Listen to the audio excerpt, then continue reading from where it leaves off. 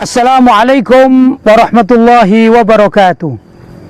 Alhamdulillah, wassalatu wassalamu ala rasulillah Sayyidina Muhammad ibn Abdullah wa ala alihi wa sahbihi wa man wala, wala hawla wala quwata illa billah, amma ba'd.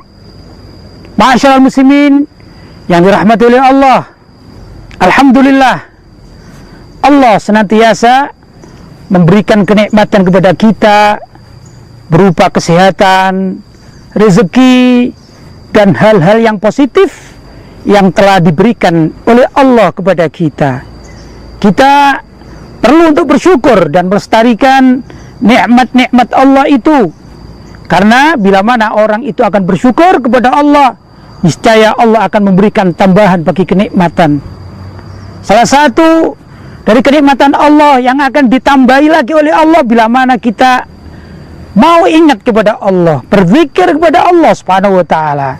Arti berzikir adalah beribadah kepada Allah, giat untuk mengingat apa itu ibadah-ibadah wajib seperti sholat, zakat, puasa, atau yang sunnah-sunnah, termasuk juga sholat yang sunnah, sedekah dan lain sebagainya. Ini adalah salah satu nilai zikir kepada Allah Subhanahu wa ta'ala. Atau berzikir semacam melafadzkan kalimat-kalimat thayyibah, misalnya subhanallah, astaghfirullah, la ilaha illallah, atau apa saja yang bermakna kalimat thayyibah, atau juga salawat kepada baginda Nabi Muhammad SAW. Itu semuanya adalah dalam makna zikir kepada Allah. Allah Subhanahu wa ta'ala sudah perintah, wadhkurullaha qiyaman wa qu'udan wa ala junubikum, yang artinya wadhkurullaha, zikirlah kepada Allah qiyaman, dalam keadaan berdiri. Jadi kita zikir dalam keadaan berdiri itu boleh, wa qu'udan, atau dalam keadaan duduk, wa ala junubikum, atau juga dalam keadaan telentang alias tiduran. Ini boleh menurut Allah Subhanahu wa ta'ala, dan perintah. Tidak ada batasan apapun. Apakah harus sendirian? Boleh sendirian. Atau dengan keluarga? Boleh dengan keluarga. Atau dengan kawan-kawan hadetolan berjamaah, boleh, tidak ada larangan. Adapun doa kepada Allah yang secara jama'i atau berjamaah itu namanya istighotsah, mohon pertolongan kepada Allah Subhanahu wa ta'ala. Ma'asyiral muslimin, suatu saat Nabi kita Muhammad SAW pergi ke rumah salah seorang sahabatnya. Kemudian beliau mendapati di depan rumah sahabatnya itu, alias di depan pintu rumahnya, banyak sandal-sandal yang berserakan. Beliau terheran-heran, ada apa ini? Kok ada perkumpulan di rumah kawanku atau sahabatku? Tatkala Nabi Muhammad SAW bertanya kepada mereka, apa gerangan kalian berkumpul di tempat ini? Maka para sahabat menjawab, ya Rasulullah, kami berkumpul di tempat ini untuk berzikir bersama-sama, karena kami akan selalu lupa kepada Allah kalau sudah keluar dari majelis ta'limmu. Sedangkan majelis ta'limmu tidak setiap saat ada. Maka kami berinisiatif agar kami selalu bisa ingat kepada Allah, kami mengadakan majelis-majelis semacam demikian ini. Apakah ada yang salah ya Rasulullah? Kata sahabatnya. Maka Nabi mengatakan, wallahi, bukan karena kalian salah atau tidak, justru aku melihat para malaikat itu berkumpul dan mengelilingi majelis kalian ini, hingga yang awal sampai yang akhir estafet, dan yang akhir itu berkonsultasi, berdialog dengan Allah Subhanahu wa ta'ala. Dan mereka melaporkan bahwa hari ini kalian sedang berada dalam majelis.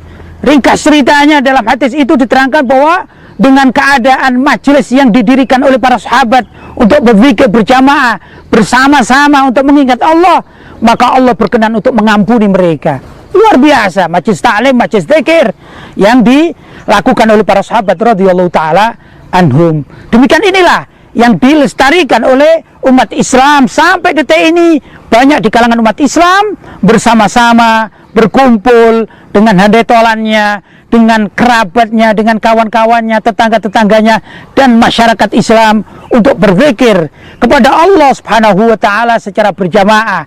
Di samping itu, memang orang yang hatinya terbuka hatinya benar-benar ingat kepada Allah, cinta kepada Allah, akan senantiasa melafadzkan zikir kepada Allah, baik secara berjamaah tadi maupun tatkala dia sendirian di rumahnya atau di tokonya atau di sawahnya, di ladangnya, selalu dalam hatinya ini ingat kepada Allah, berzikir. Berzikir boleh dengan lisan, misalnya mengucapkan subhanallah, la ilaha illallah, boleh.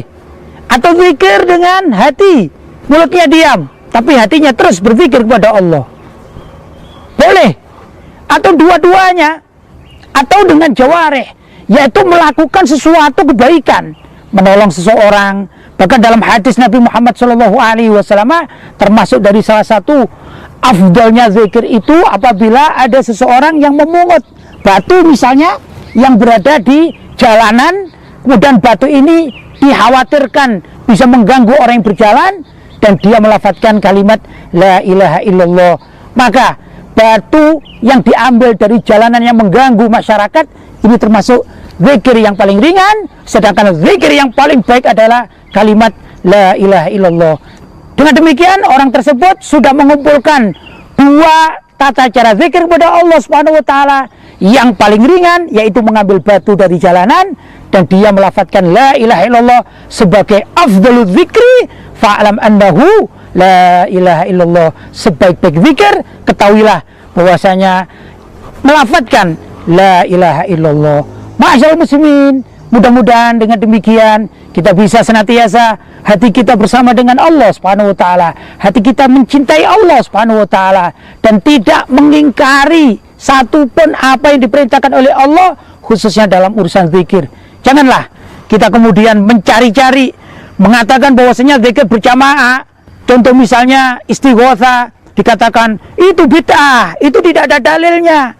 Orang yang mengatakan demikian sungguh dia kurang pandai di dalam mempelajari hadis-hadis Nabi dan tidak banyak memiliki pelajaran-pelajaran tentang ajaran syariat Islam. Mudah-mudahan kita semua ma'asyiral muslimin, khususnya warga muslim Indonesia ini senantiasa melaksanakan istighotsah, karena istighotsah itu benar-benar mohon pertolongan kepada Allah secara jama'i, secara bersama-sama, itu boleh dilakukan oleh umat Islam. Ikhwani rahimakumullah, apa yang saya sampaikan ini semoga ada manfaatnya, kurang lebihnya mohon maaf yang sebesar-besarnya. Hadza walafu minkum, wassalamualaikum warahmatullahi wabarakatuh.